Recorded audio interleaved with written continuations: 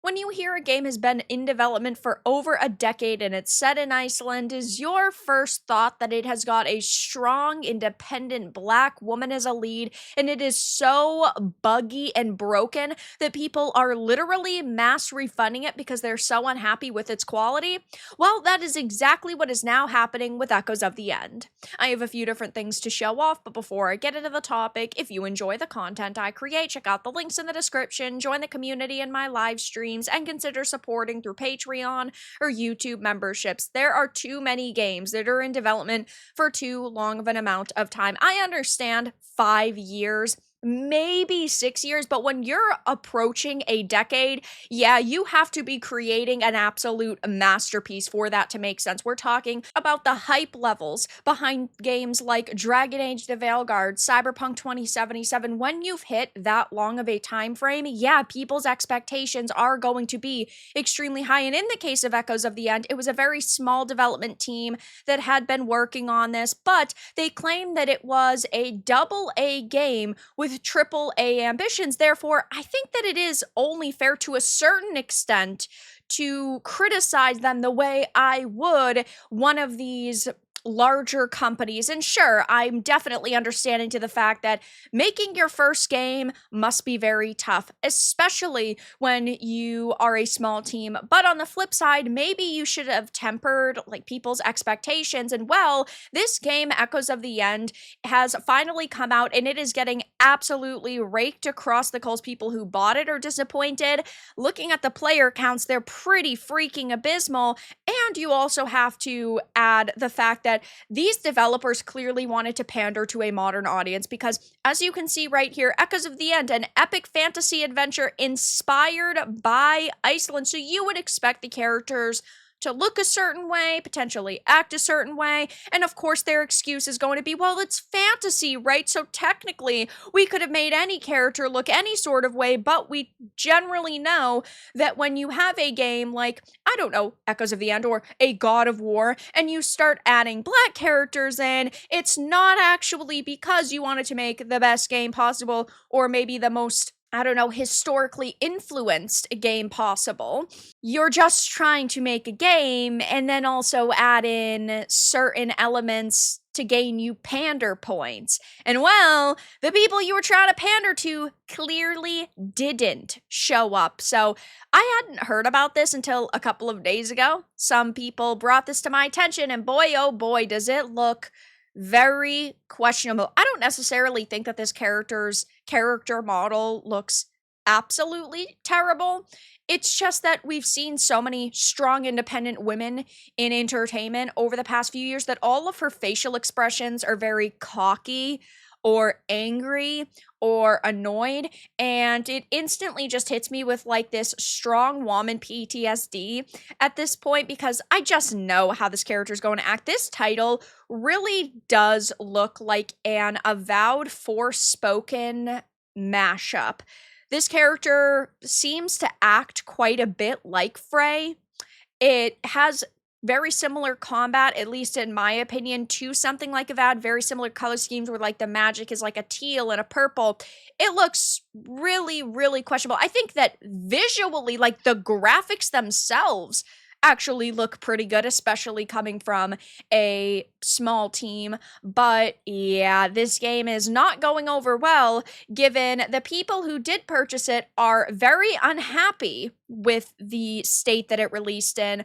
But well, this game didn't sell a whole lot of copies. We don't know about like console numbers or anything. From what I saw, this is actually being heavily promoted by Xbox, but it isn't on Game Pass. I think that that was definitely a miss. I feel like this would have been at least an okay Game Pass game. And while we don't know the Xbox numbers, we do have the Steam charts, and boy, are they terrible. In-game right now is 240 players.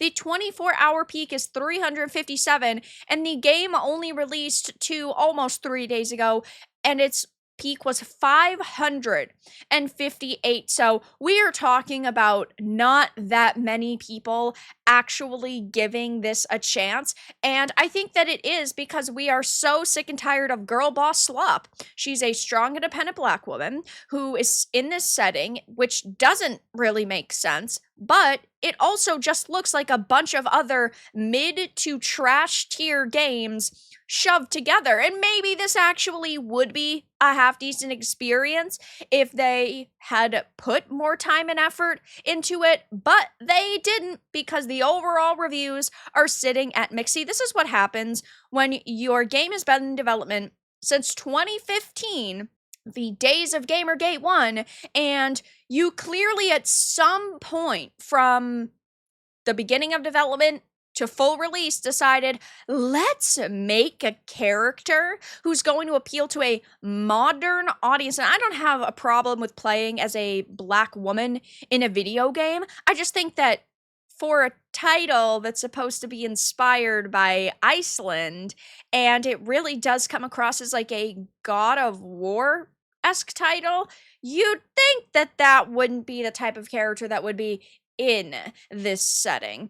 Though it says not recommended, not recommended. There's a couple of recommendeds here, but a lot of negatives. Same issues as reported by other players. The game, quite frankly, feels unfinished at best. Animations are extremely awkward. I just experienced a dirter dying and continuing to stay on its feet for a good few seconds before, oh, I guess I'm dead animation kicked in. Not to mention the stutters that other people are reporting, so I attempted to run the game on Ultra on my Ryzen 7 9800X3D, 64 gigs DDR5, RTX 5080. I mean, it behaves quite all right when you move around for a bit, but seemingly when you enter a new map area, bam, everything freezes for a second or so. Here's another. If you like jumping and stupid weird contraptions and weird controls, the game is for you. Chromatic needs to be disabled, but the feature isn't available. There's some people saying lovely game, well worth the price, and it's not a full price $70 experience. It's $35 on sale, though I still feel like if there's this many technical difficulties and this many questionable elements, yeah, that's probably too high of a price. Another game with choppy graphics and freezing glitches that just stop the game completely. Very disappointing. Little too clunky and tedious to be fun, sadly. Would be nice to have some accessibility options for fall damage and faster restarts when you fall off things, especially if the save is going to load you into your death because of a platform moving.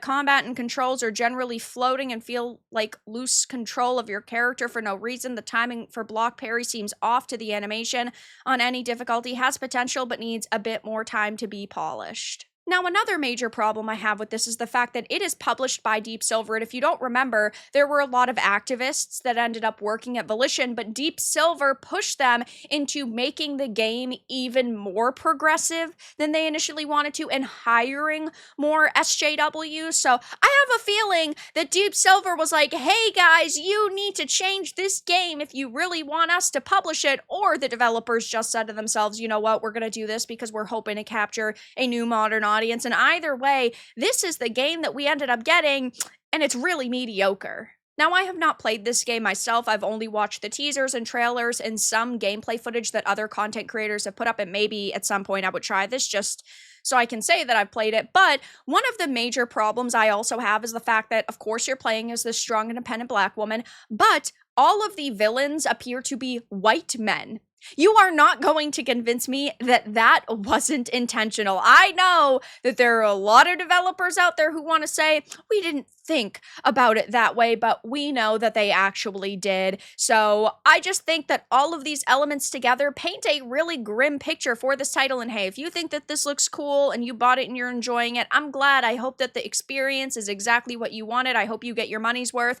But at the end of the day, this just looks like another really questionable release that, even DEI aside, is broken, it is buggy, and it is completely undercooked. But that's all that I really had to discuss in this video. If, of course, you found it important and informative, make sure to give this a like, and if you didn't, give it a dislike. I appreciate your support either way, but I'll talk to you all again in the next video really soon.